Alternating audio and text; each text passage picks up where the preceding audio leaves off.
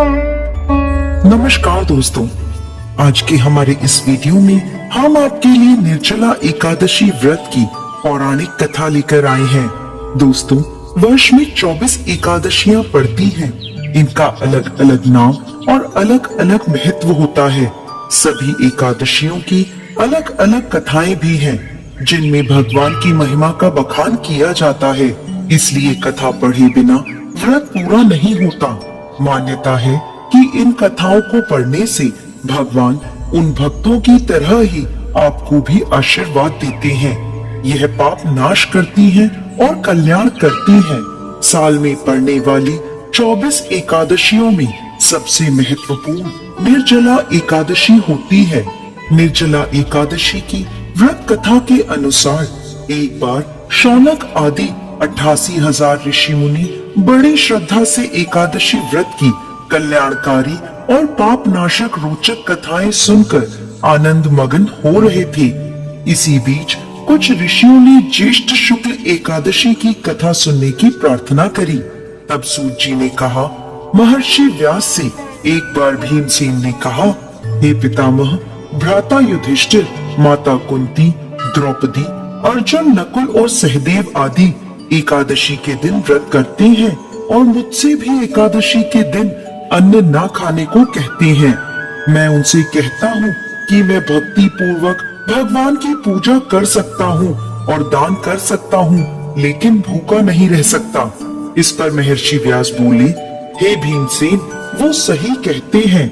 शास्त्रों में कहा गया है कि एकादशी के दिन अन्न नहीं खाना चाहिए।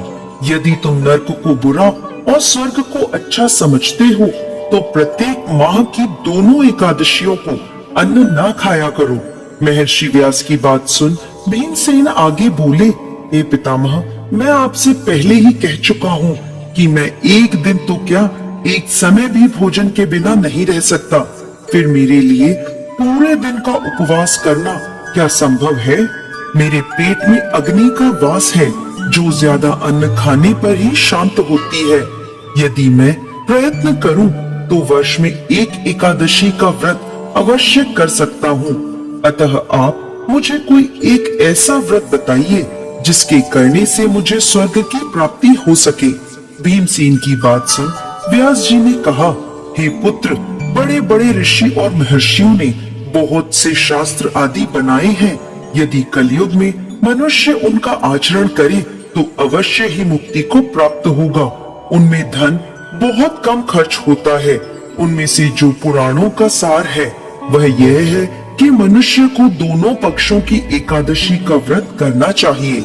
इससे उन्हें स्वर्ग की प्राप्ति होती है। महर्षि व्यास ने कहा, हे वायु पुत्र, वृषभ संक्रांति और मिथुन संक्रांति के बीच ज्येष्ठ माह की शुक्ल पक्ष की एकादशी आती है। उस दिन निर्जला व्रत करना चाहिए। इस दिन भोजन नहीं करना चाहिए। भोजन करने से व्रत नष्ट हो जाता है। सूर्य उदय से सूर्यास्त तक यदि मनुष्य जलपान ना करे तो उसे 12 एकादशियों के फल की प्राप्ति होती है। द्वादशी के दिन सूर्योदय से पहले ही उठना चाहिए। इसके बाद भूखे ब्राह्मणों को भोजन कराना चाहिए। उसके बाद ही स्वयं भोजन करना चाहिए। हे भीमसेन, स्वयं भगवान ने मुझसे कहा था कि इस एकादशी का पुण्य सभी तीर्थों और दानों के बराबर है। एक दिन निर्जला रहने से मनुष्य पापों से मुक्त हो जाता है। जो मनुष्य निर्जला एकादशी का व्रत करते हैं उन्हें मृत्यु के समय भयानक यमदूत नहीं दिखाई देते, बल्कि भगवान श्री हरि के दूत स्वर्ग से आकर उन्हें पुष्पक विमान पर बिठाकर स्वर्ग ले जाते हैं। संसार में सबसे उत्तम निर्जला एकादशी का व्रत है। अतः यत्न पूर्वक इस एकादशी का निर्जला व्रत करना चाहिए। इस दिन ओम नमो भगवते वासुदेवाय का उच्चारण करना चाहिए। गोदान करना चाहिए।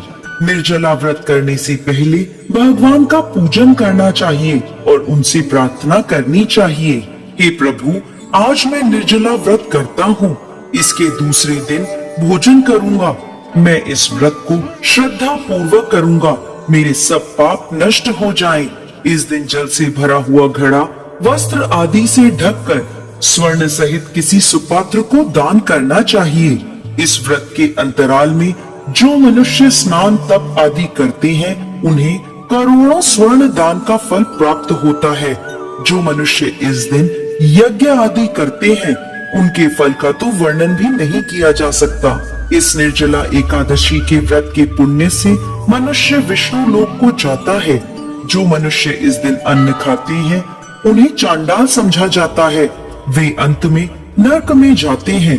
ब्रह्म हत्यारे, मदिरा पान करने वाले, चोरी करने वाले, गुरु से ईर्ष्या करने वाले, झूठ बोलने वाले भी इस व्रत को करने से स्वर्ग के भोगी बन जाते हैं। हे भीम, जो पुरुष या स्त्री इस व्रत को श्रद्धा पूर्वक करते हैं तथा इस कथा को कहते व सुनते हैं उन्हें निश्चित ही विष्णु लोक की प्राप्ति होती है। जय श्री हरि विष्णु।